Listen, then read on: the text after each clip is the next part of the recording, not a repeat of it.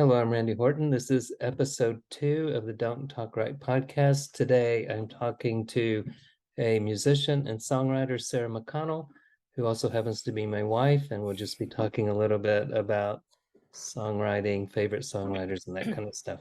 Welcome. Thank you, husband. It's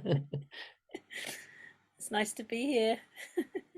I hope I can add something valuable.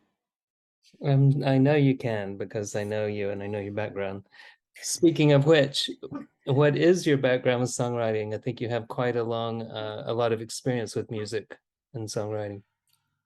Um, I would say a long experience with music. I would say probably somewhat less experience with songwriting. I mean, I've been playing music since I was around 10 years old, learning the guitar and the piano, singing in choirs, playing in groups, all of that kind of thing. But I don't think my songwriting really truly started until I moved to Texas. That was in my late 30s. Mm. So, yeah. But when I did move to Texas, I managed somehow to get hooked in with a whole community of singer songwriters. So that was sort of the inspiration for that, for getting started, really. You said somehow, do you want to elaborate on how you got hooked into them? Oh, that's actually quite a good question, and you're kind of making me think back now. But okay, so when I went to Texas, it was a kind of opportunity to reinvent myself, um, and to do some things that I had not really previously done. And I think there were a couple of things. One was to learn how to ride a horse, and then another was to um, learn how to play the blues but on the guitar. Mhm. So I went and I found a music teacher, um, Nick, and sorry, Nick, I can't for the life of me remember your last name. But anyway, I went to learn guitar with Nick. I mean, I'd already played guitar, but I wanted to really kind of up my game. So I went to Nick, and Nick was a kind of an old hippie, like he'd been in loads of different bands and he'd been in the original production of Hair and things like that. He was kind of a cool dude. Um, but he also had another English person who was also learning guitar at the same time. And so that was my friend David. Mhm. And David and I sort of got to know each other. And then Nick told us, he said, hey, you guys, you might want to know about this folk festival that's out there in Kerrville, Texas. And David and I were sort of quite sort of idealistic um, British people who'd never really been out into the wilds of Texas, and so we thought, oh, this will be good. So we grabbed our tents and off we went. And little did I know before going that this would just introduce me to this whole massive community of people who basically wrote their own songs and sang them and played other people's songs. And so it introduced us both to a load of new people and new songs and new artists. And it was fantastic, and ended up, going religiously for about 12 years, every year. So that was really that was the sort of the route into getting hooked into this community. You want to mention any names of people you met at Kerrville? Oh yeah, there's a lot. Well, I mean, we quite by accident managed to just pitch our tent next to they have these different camps and they all have silly names. And there was this camp called Camp Stupid, which had been going for years and years and years and years. It was very well established, a huge big marquee tent. And the one of the main people who was a sort of mainstay of Camp Stupid was Ken Gaines, Mhm. who's the most amazing songwriter. I mean, he's just brilliant. That he has a song that if you ever hear it, like for the first time, I guarantee you will it will move you, and it's called Real Men. But he has a lot of other songs. Anyway, Ken was the person that I really kind of got interested in, and then Ken knew also a somebody who became quite figural in my life and in your and my life, which was Sailor White, Hmm. who was another guy who was just so inspirational and gravelly and um, just spoke to sort of the most basic of human emotions. Sadly, he passed away some time ago. You and I knew him when he passed away, and yeah, an incredible guy. So Ken and Celia and people like Brian Kalanick and Wayne Wilkerson and yeah, Celia Quinn, like just a plethora of people who not only wrote their songs and sang them, but just put on loads and loads of events Hmm. outside of Kerrville in Houston, house concerts and garden concerts, and so we were just introduced to this whole. You know, we were out every weekend, you know, at somebody or another's house, listening to artists and playing. I'll just say for anybody who does happen to listen to this and doesn't know, those names may not be recognizable to people in Britain and so forth, but are quite recognizable to people in the singer-songwriter community in Texas. So many people would recognize those names. Yeah, hope so. Yeah. When did you try your first song? It was after you met these guys, wasn't it? Well, it was really, and we continued to go to Kerrville, and we kind of created our own little camp. And it was a camp that the basic people were myself and David, and then his colleague or former colleague Shemaine, who was from Singapore. So we created this camp called Camp Yeah Baby La, which was Yeah Baby was from Austin Powers, and La was is the thing that Singaporeans say after virtually every word. So that was our camp, and you know, we started actually just kind of figuring out what songs we could play together. You know, straightforward, simple chords. Um, but then we decided we would write stuff, so we kind of just wrote silly songs together and very easy chords and things like that. But you know, that was kind of a fun thing just to get started that way. And then from there, I suppose, yeah, I just started to sort of write about different things that I was curious about and interested in, and things that were part of my life. So yeah, that was my most productive period, I would say. Well, there's a lot of upheaval. I mean, moving to a new country, meeting a whole new social circle and network, and it would create a lot of, I think, give a lot of fodder, Hmm. grist for the mill. Yeah. Yeah. Well, and then I mean, it was that stuff, but you know, relationships and things like that. And also things, you know, things that happen in family life and, you know, births, deaths, marriages, all of that kind of thing, all good fodder for songwriting. For sure. Um, so the next question is maybe more challenging, but we talked about it, is the difference. What difference do you think, what do you think songwriting means as opposed to being a composer? Actually, since you alerted me that this question was going to be coming, I gave it a tiny little bit of thought. And the thing that I can relate it to is when I was in school, I did music O level, which did require a kind of getting to know how classical composers composed works. Um, and of course, certainly most of the classical composers, it was pretty formal with notation and certain conventions, if you like. And uh, so that's how I sort of, I don't know whether anybody else has the same opinion, but that's how I feel about composing, that it's quite a process that has to follow certain conventions, really. Um, and it can be quite sort of complex, and there's a lot of sort of fitting in different instruments and different parts and voices and things. Um, and I'm in a choir at the moment, and our director Dave King is a fantastic composer and arranger, um, and you can sort of see the work that goes into it. You know, it's quite a lot of work. Whereas I think songwriting can be much more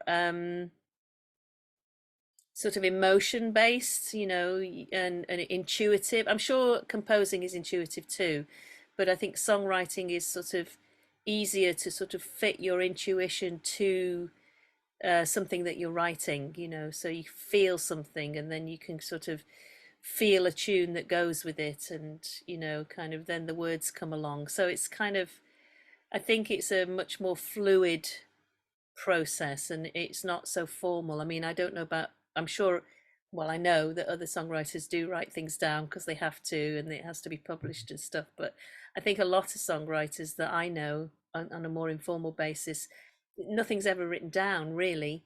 Maybe, I mean, they might write, they, when they're learning it, they might sort of write the words down and sort of stick the chords there. But all of the lead stuff or the twiddles that go in between are quite pretty unwritten and very intuitive, you know, as they're being performed. So Or that's written how I after would the see the fact. difference. Yeah, yeah, for sure. Yeah.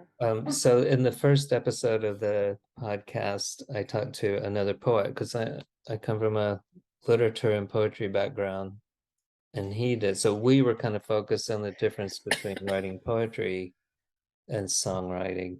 And then with you, I focused on the difference between composing and songwriting, sort of deliberately. But you mentioned that with the songwriter, you sort of get this feeling, and then the words sort of flow from that. Whereas a composer may or may not have words. And Mm.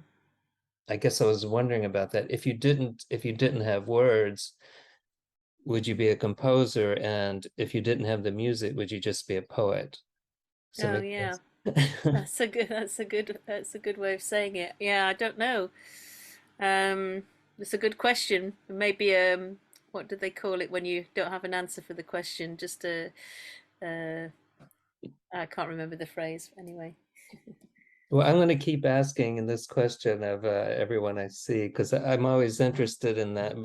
Because a lot of people have taken poems and made music out of them, and people have taken poems and made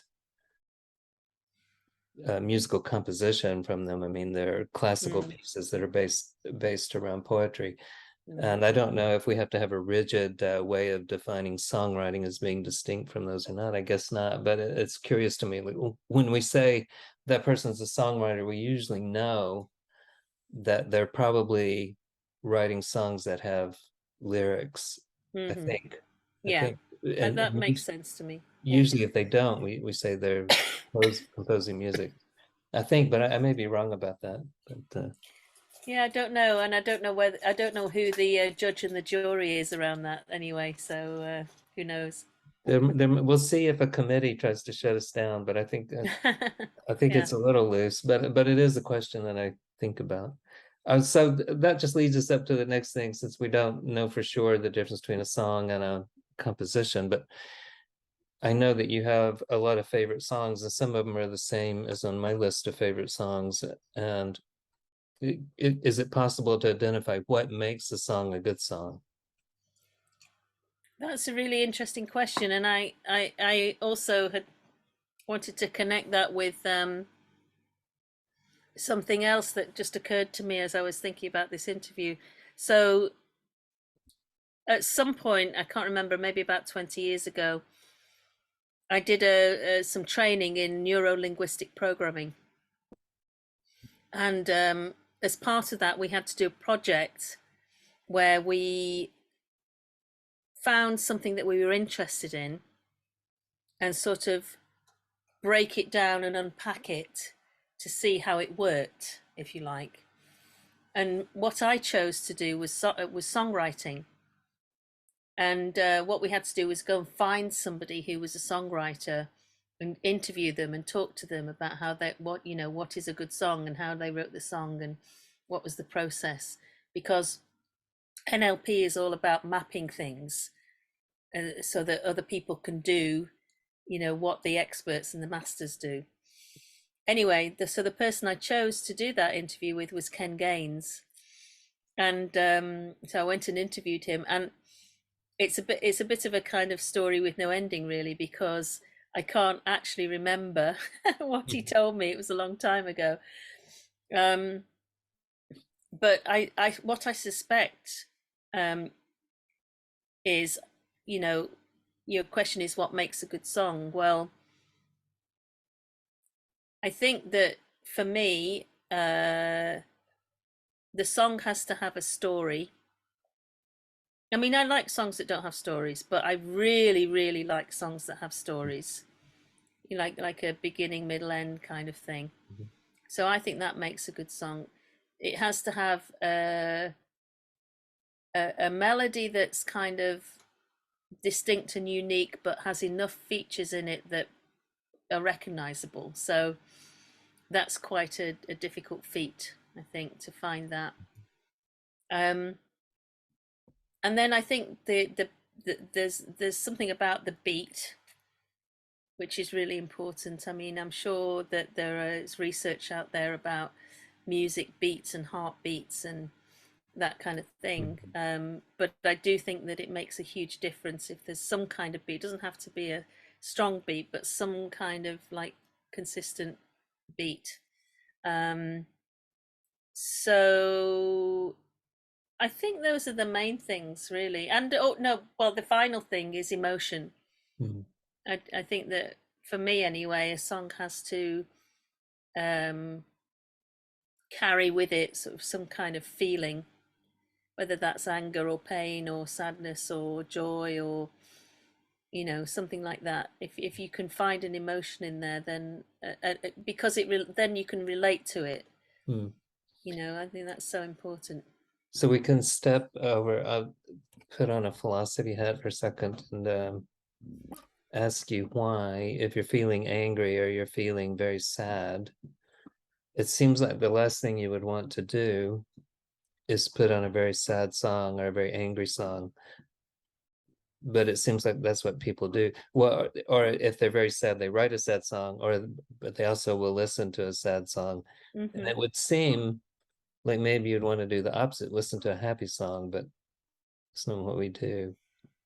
No, I have my own ideas about that and theories about it, um, which are sort of connected to what I do. I'm a psychotherapist, and I work a lot with emotion. And I think that many people in my field will say that um, what we like to do as humans is to sort of feel our emotions and work through the wave of emotion. So and a lot of us don't get the chance to do that in ordinary life. A lot of emotions are not mirrored, either in our families or in the culture. So we end up sort of curtailing or sort of cutting off our emotions somehow. And so maybe songs connect us with that in a sort of a safe way. We don't have to sort of go out and tell anybody, oh, I heard this song and I felt this. We can just feel it and we can kind of work through that wave. And that I think that's my own personal explanation for it. It helps you manage it. Hmm. Mm. For sure. Um, I'm going to move on in a second, but I actually have a slight anecdote about Ken Gaines. So it's related to the songwriting. Mm. Ken Gaines is the only person I've known who wrote a song about someone else I admire, which is Ken Nordine. And Mm. Ken Nordine wrote songs in a genre that he created, I guess, called word jazz, where he Mm. used his own voice as more than one voice and he kind of layered them and he had this kind of jazz music. And then one of the pieces he did was the poem Miniver Chibi. And so he is one of the people who brought poetry in, but he sort of read it as a poem, but with kind of a jazz rhythm Mm. that he applied to his own reading and over this jazz music. And in a way, it didn't surprise me that Ken Gaines was obviously influenced by Ken Nordine because it's a Mm, similar art form that they brought together there. That kind of right. It's not just a sort of basic repeating something that people remember. That it's a sort of, I would say, kind of a deeper art form than that. And I think Ken's mm. songs do that. Oh yeah, for sure. Actually, it's interesting because I remember I can sort of picture the day when we went and saw Ken Gaines and he sang that song, and you were kind of like, "Whoa, he's singing about Ken Nordine," and I remember that day very well, very But clearly. it was a strange setting too, because Hmm. it was a It's a store, a wasn't it? country Yeah. western store. Yeah, so we Hmm. had all these western shirts and cowboy boots around us, and he's singing about this jazz guy. Yeah. But anyway, Yeah, it was kind of cool. so since we've talked about Ken Gaines and Ken Nordine, I guess I'll go to the last part of the podcast and ask you about sort of favorite songs, favorite songwriters, and maybe why you Mm. like them. Um, yes, before I answer that, there is something else I wanted to tell you about, which is sort of you asked me earlier when I sort of first got interested in songwriting, and I think I told you it was much later on in my life, but I remembered, and people of my generation in the UK will remember this magazine called Disco 45. And I remember getting that even as a very young teen, like 12, 13. Um, and Disco 45 had all the lyrics of all the songs that were in the charts at the time. And I loved that magazine, and I would religiously buy it every week. And I think that was sort of one of the seeds of, kind of thinking about songs and songwriting. So I did want to mention that because it feels important. Yeah, Um, it's very relevant. Yeah. mhm. And I wish it was still around. Although I'm not sure that it would have quite the impact these days, but who knows? Yeah. So you're asking me about favorite songs. And Yeah. songwriters, yeah. Gosh, I've got such a huge list. But maybe I'll pick out some. Okay, so I'll do this in terms of like phases of life, right? So when I was a youngster living in the UK, a teenage, the people I really liked were Jim Croce. Remember buying his album. Operator is one of the songs that's so lovely. And it's totally a story. Mhm. It's a beautiful song, um, and it's got sort of like a twist in the tale, which is really kind of cool. Um, I liked Sad Cafe. Um, I think their songs were more musically pleasing in a way than sort of mm, lyrically kind of gritty. Mhm. But I loved their song "Thanks Tara." That's such a great song. I know they're a Manchester band as well, so that made it even more kind of fun. Um, and we haven't really talked about 10cc and the connection with my family, and we probably haven't got time to talk about it here. But 10cc, I think, are amazing songwriters. Of course, they had Graham Gouldman in the band, who wrote in the 60s for the Hollies and other famous bands. He was a really kind of professional songwriter, so of course they were going to have brilliant songwriting, and things like "I'm Mandy Fly Me," which from that era, the 70s. Again, a story. It's a great story about um, like a plane crash, really, but it's just done so brilliantly. So yeah, those folks. Elvis Costello, of course. Again, probably more from the sort of the combo of the music and the lyrics, really. But There the was energy of him, in yeah, the first episode, I mentioned that I had loved Elvis Costello's songwriting, but then I found out he didn't write my favorite Elvis Costello yeah, song.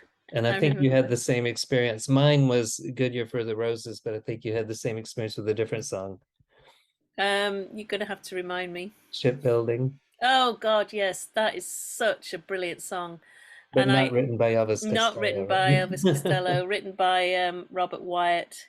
Um, but just oh my God, that is the most incredible song. I've never quite managed to perform it yet, but maybe one day. Um, yeah, I mean, it was written about the Falklands War. Obviously, it was anti-Falklands War, Mhm. but the way that it was portrayed through the eyes of the people in the shipbuilding industry was just, and kind of juxtaposing them with pearl divers. I mean, just absolutely masterpiece of a song, I would say. I think that the thing about telling the story, because you've mentioned two of them now that tell a story, and in both of those stories became very powerful metaphors. So Yes. it Yeah. wasn't just a story that had a surface meaning. It had No. something much deeper. I think most of the songwriters you like fall Hmm. into a category like that. Well, From that's a good point, because you can listen to a song and it can have a real surface meaning, and that can appeal to like a certain group of people, and then you can, but the cleverest songs and the best songs are the ones that not only have the surface meaning but that have a deeper metaphorical meaning as well. And that Robert Wyatt song for sure is that. um I think Elvis Costello does that definitely. I think yeah, I mean, I don't know, I think 10cc do that. I think they do. Mm. Oh, and of course we have to mention I'm Not in Love, if we're thinking about that. I'm not sure that has much deeper meaning, but it's really fantastic song. Yeah. You mentioned that we don't have time to go into all of it, but I think we have time to say that your father designed the gizmotron, which 10cc used to create their choral effects, and Hmm. That is true. we can Yes. say that part so people will know the connection. Yeah, and because of that, we had a lot of personal connection with the members of the band, and with others in the industry. So yeah, it's quite a special thing, really. Yeah, thank you for mentioning that. Um, I think sort of I'm talking. These were sort of teenage kind of artists and songs, but kind of later on in my 20s and 30s, I loved Squeeze.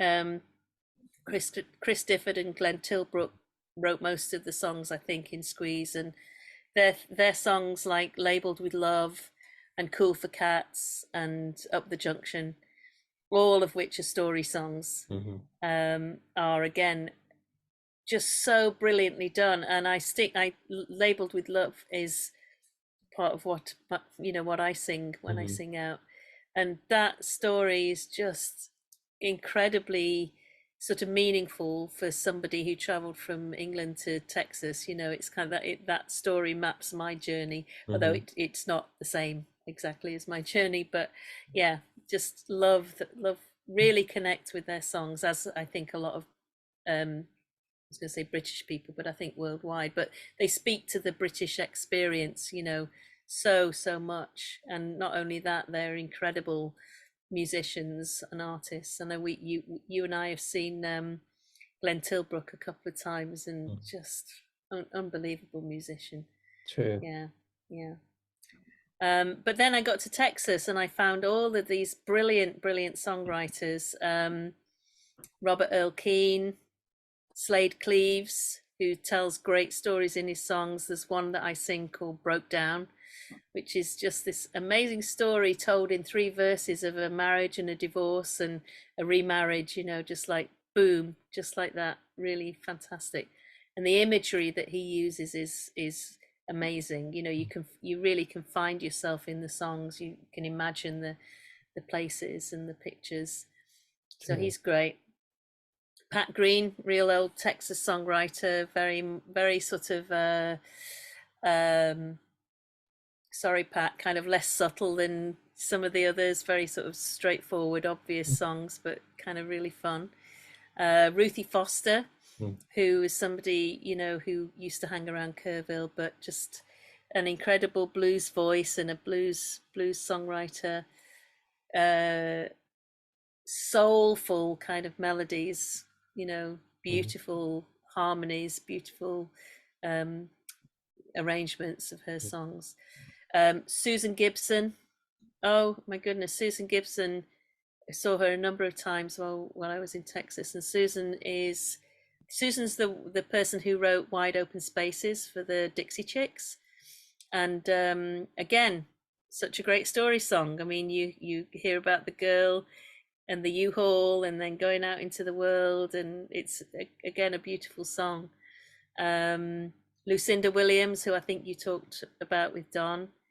First time I heard her on the radio, there's a great station in Houston called KPFT, and gosh, you know, you hear she has this song "Car Wheels on a Gravel Road," which is so evocative, and so you know, she drew me in straight away. The first time I heard her, I kind of rushed straight out and bought her album, and never looked back. Really, she's an incredible songwriter. It's worth mentioning that she grew up in a home with a very famous poet. Her father was famous enough to have read at Bill Clinton's inauguration. So. Yeah, absolutely. I mean, I could go on because I've got so many. Colin Hay, who was the lead singer of Men at Work, who had that big hit with Land Down Under. But Colin Hay is the most incredible songwriter in his own right. Just, you know, him himself as a singer-songwriter. Beautiful songs. And Scottish songwriter. We'll throw out there that he's Scottish. Yes, indeed. Lucy Spraggan, can't forget Lucy, local girl from our neck of the woods. Tea and Toast is a great song of hers that's so beautiful. And you know, I loved Amy Winehouse as well. I mean, she was doing a different kind of thing, but again, you know, how can you not sort of be moved by Back to Black? You know, like, wow. I mean, she was talking about different, I think, to be honest, about different forms of mental illness, and she wrote about them so vividly. Again, how could you not get drawn into that? Yeah, she's very compelling. Yeah. So I could go on, but I won't. We could do a part 2 if you want, but we'll see what the audience wants. Okay. But we've rounded out to about 30 minutes, so okay, that sounds about right. Thanks for talking with me. Lots of interesting things and lots of ideas to chew on, I think. So cool. Thank you for your brilliant interviewing. And I'll see you downstairs. Okay. Bye-bye.